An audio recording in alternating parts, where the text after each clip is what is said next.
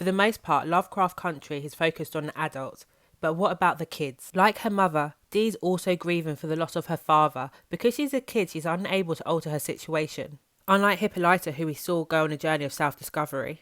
But with H nowhere to be found, Dee is thrown into an awful summer, a summer of hell. The adults fail to acknowledge her and it's really peed me off. But what's worse is they don't even acknowledge how much their actions are affecting Dee. Dee is young and smart, but she's privy to the world around her. She sees firsthand how the world treats black boys and she lives through how they treat black girls. We see how she's left slipping through the cracks and the adults around her are distracted by their own egos and problems. I am Opinionator Livia and I'm here to break down the themes, historical context of the most creepiest Lovecraft Country episode to date, focusing on Dee's character arc, as well as black and white feminism shown through Ruby and Christina. If you like what I have to say, hit that thumbs up to help my new channel and a subscription will not go amiss. Now let's get into this.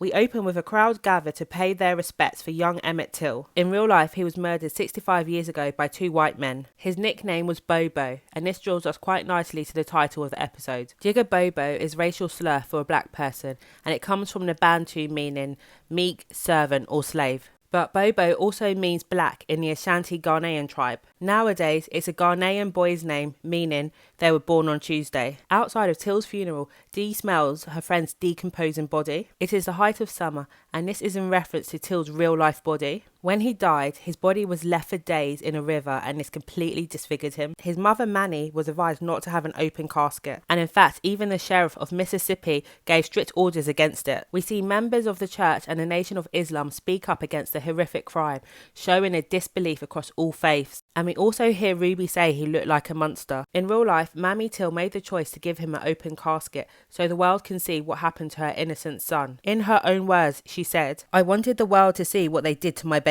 Her decision to have an open casket helped to spark the civil rights movement. We then see the policemen drive by, setting us up for them being the villains of this episode. And in the background, we hear the song Cruel Summer by Bananarama, setting the tone for Dee's Cruel Summer. Predominantly throughout this episode, we follow Dee as she comes face to face with how evil the world is. And what makes this even more heartbreaking is we know Hippolyta wanted to return to Dee to teach her how to be the woman that she wasn't able to be. Literally, it breaks my heart. When Dee disappears, we see how Atticus isn't bothered at all. And okay, unpopular opinion, but I'm not sure I like Atticus at all. He lies and he murders, albeit he didn't have a choice in the situation, but his ego's too much and he's trying to reclaim a birthright that's his. I get it, but I just don't really like him. Then we see how the Jig-a-Bobos are foreshadowed when we see 2 girls eating ice cream and laughing, which makes Dee lose her mind and she throws rocks at them. This is a simple joy that she won't be able to enjoy with her best friend Till. Captain Lancaster arrives and interrogates Dee about the whereabouts of Hippolyta. We hear Dee say she can't breathe, and this is in reference to police brutality. Captain Lancaster then goes on to put a curse on Dee by spitting on her, showing his complete disregard for a black girl, and it also shows his superiority. This is reinforced by the glimpse of the Cream of the Wheat advert. And if you didn't know, the Cream of the Wheat man was an actual professional chef from Barbados named Frank White. But B&G Foods removed his imagery in 2020 because of concerns it reinforced a negative stereotype of black people as domestic servants, similar to Uncle Ben's. We then see how Atticus wants to learn magic, so he goes to Christina. In order for her to help, he has to give her the key to the Ori, which he does, so then she teaches him the protection spell. She tells him in order to cast the spell properly, he needs energy, intention and a body. I wonder what that means. And it is this scene we finally learn what might be the end game for the series. After going through the portal, Tick brought back a book with him called Lovecraft Country, written by George Freeman, and Tick believes this may be his son. The book ends with Christina sacrificing him on the equinox so she can become immortal. And when Tick asks Christina about the equinox, she stops dead in her track. I would actually like to point out an observation I had. Even Christina gets more time from the adults than Dee does. Leti, Tick and Ruby all go to her for help. This leads on Christina's place in the world as a white woman with questionable allegiance. The main characters all put her on a pedestal. When Dee finally gets home, Montrose and his anger await her. He lashes out at her for running off and bangs on a bathroom door after her outburst. Both are raging and it doesn't allow for much communication. He tells her he lost a friend too and explains what he wishes he'd known when white folks took his friend's life. It is a reminder that Dee's a second-class citizen and nowhere is safe for her. Dee attempts to wash off the curse, but this is unsuccessful, so she puts on a Chicago American Giants cap, who were an all-black baseball team. Here is where we see the book Uncle Tom's Cabin by Harriet Beecher Stowe. This was a real-life life anti-slave novel published in 1852. It was popular in its time and it is considered one of the defining moments that indirectly started the Civil War. But the novel has been criticised for popularising the stereotypes of black people. For example, the name Uncle Tom has been appropriated as a pejorative towards black men who are subservient to white authority. In the novel, Uncle Tom is beaten to death by his white master after refusing to reveal where his fellow slaves have escaped to. And in his dying breath, he forgives his killers. Did you notice how the character on the book cover came to life? This really creeped me out and it gave me an Us vibe. Cut to Ruby, who is having an altercation with a racist man who calls her a maid. This is reference to the underlying views of black people and their stereotypes. You see how William diffuses the situation and the pair get down and dirty. Ruby finds herself wanting attention in this time of grief, so she goes to William. This is juxtaposed to Dee, who has no one to go to. Her parents are gone. Again, showing she's not even an afterthought for these adults. The backing track I Put a Spell on You is played as the two have intercourse. This highlights Ruby's need to escape her reality. She's tired of the world, and she later tells Leti that she wants to create her own space. This also highlights how Christina and Ruby may have feelings for each other, and they need to use magic to change themselves in order to be accepted by the world. To be the conventional white man and white woman happily in a marriage. This idea also relates to Montrose, which I discussed in depth in episode 4. Ruby is the only one who made it inside the church, which leaves a vivid memory of Emmett carved in her mind. And she expresses her anger in a way that she never does with William to Christina. It's weird I'm talking about the same person, but anyway, she asks Christina if she has empathy for what black people go through, but Christina only understands aspiration and greatness. To me, Christina represents white feminism. Her goal is to be equal to the white man, and white men hold the ultimate power. She disregards equality, and the end goal is power. Whereas Ruby represents black feminism. Her initial goal was to be a white woman and forget all about her struggles. Power is not her goal. She just wants to be treated like a normal woman with respect. The differences between white feminism and black feminism is shown by the way Christina uses Ruby for her own gain. She doesn't care about Emmett or Ruby's struggles as a black woman. And Christina's weird reenactment of Emmett Till's murder represents how white feminism attached itself to the civil rights movement to gain support from black people. It shows how they presented themselves with empathy in order to gain support. Meanwhile, Tick returns home to find Leti and Gia sitting in silence. That was really awkward. And the ex-Gia brings troubling news. She knows that he will die but doesn't know when. Did anyone else notice how Gia was able to enter the house? And because of the protection spell, she shouldn't really be able to. So she must have completed her mission of killing 100 men. Leti and Tick are both hot-headed and they end up having a huge fight. And we know that Atticus lies because he believes that he's protecting people. And this just ends up pushing Leti away. And Montrose may not be his father, but he definitely has similar traits to him. Like, Montrose lied and he burned a book, and Tick is doing exactly the same thing. He's a massive hypocrite. So while the adults are self-absorbed in their own problems, Dee goes to the train station where she's haunted by 2 demon girls, and we hear the song Stop That Knocking in the background. This scene literally scared the shit out of me. I'm not gonna lie, I was too scared to go to bed. I was so scared. I was like, oh my god, they're in my room. I didn't like it at all.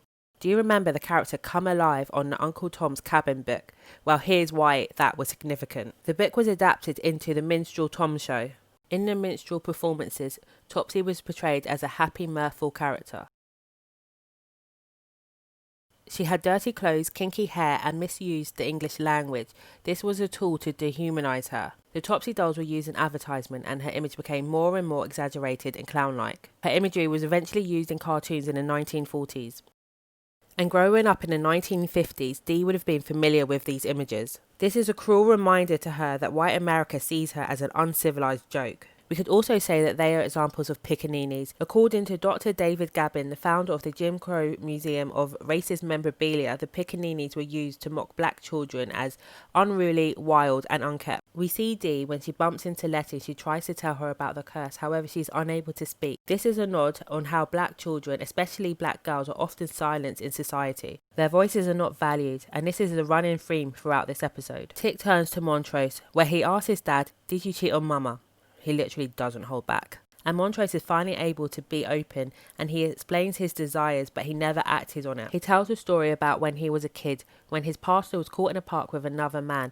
He was arrested and later lobotomized. At this time, homosexuality was viewed as a mental illness known as a disordered mind. He goes on to say, I chose life over a damn asylum or a jail cell or being dead on a toilet in a park. So Montrose entered a marriage of convenience. He and his wife wanted a family, so they made one. And he calls his family a blessing and he takes Tick's face, suggesting he never thought the man that raised him viewed him in a glorious light. I really enjoyed this scene. I loved this scene. It made my heart warm and fuzzy being able to see the two finally have an open, frank discussion with one another. Tick reveals that he went into a portal where he found a book, Lovecraft Country, written by his son. We also see Leti's faith has grown and she confesses that she loves Tick. Oh, so cute. Christina arrives, but she can't help but chide Leti for her beliefs. She states that Leti's resurrection was due to magic. Leti offers Christina the pages of Adam if she will use magic to make Tick invincible. I don't know why these guys are literally giving Christina everything she wants. They're giving her the pages of Adam and they're giving the key to Ori. What the hell? Do they not have like a game plan here? I don't get it. Stop it. But Christina says she won't do it for Tick, but she'll do it for Leti, and she gives her the mark of Cain. So quick little Bible lesson here, guys. Welcome to Sunday school. Cain slew his brother Abel. God punished Cain by forcing him to wander the earth. Cain thought his punishment was too great, terrified that the first person to find him would kill him. So God put a mark on him so that whoever found him wouldn't slay him. So while the adults deal with their respective story, Dee has a horrific day on her own. And we see the creepy ass little JigaBobos follow her while she follows Lancaster. And we hear Dee ask what happens if they get me, referring to the monsters after she's biked to the police department. But thankfully we see Dee's able to flip her own narrative on its head as she puts up a fight against Captain L, calling him a pig and spitting right back at him. Yes, you go girl. And at this moment of greatness, Naomi Wadler's words are heard. For too long, these black girls and women have just been numbers. I am here to say never again for those girls too. I am here to say everyone should value those girls too. Naomi's words are loud and clear and sums up nicely Diana's finest moment. Dee waits for the JigaBobos to come for her as she grabs a metal pipe weapon. And before they arrive, she draws them down some pages. She cannot speak about them, but she can definitely draw to let people know what is happening. Montrose walks into her screaming and fighting and it appears like nothing is there. But then we see blood splatter on her white dress. Her arm has a gash and it's bleeding. While this is all going on, Christina has a bright idea to pay two men to beat her, shoot her and throw in a river just like what happened to Till. She's a very weird, strange woman. Till had barbed wire wrapped around his neck and was weighted down in the river, you know. However, Christina's got that privilege. She doesn't die. She's got the magic. She comes back, she's crying, but then her cry turns into laughter. That was really harrowing. Captain L and his police show up at Leti's wanting the Ori. However, they are unable to enter because of the protection spell. So they decide to shoot at Leti's house. However, Leti is invincible when she discovers the bullets do not hurt her. Tick shows up, so the police turn their gun on him, and the spell that him and Montrose performed earlier has worked, and a Shogunov appears, and a Shogunov eats the cops, including Captain L. It appears that the Shogunov is about to attack Tick and Leti. However, Atticus puts up his hand and the Shogunov stops. Tick's finally got the magic he was after. You know, I'm starting to think the magic a metaphor for white privilege. And yeah, that is the end of the episode. This episode is the first to hold all of the characters' stories all together at once. It was really busy, but I kind of liked it. No, I really liked it. It highlighted how Dee was allowed to slip through the nets by the people who were supposed to be looking after her, and I really hope that she's okay, and her arm. In the preview for next week, it looks like she's turning into one of those creepy little girls, but Dee really was a queen this episode, and my personal highlights from the episodes were, yeah, I know what an Ori is. Fuck you, pig. And it stinks in here. So I'm starting to become a little bit delirious here. I'm doing the weird little voice things, which I usually do when I know it's the time for me to stop the video. So I'm going to end it here. Thank you so much for listening. If you've made it up to this point, don't forget to subscribe. Please go and do it. I'm going to leave now. Bye. Love ya.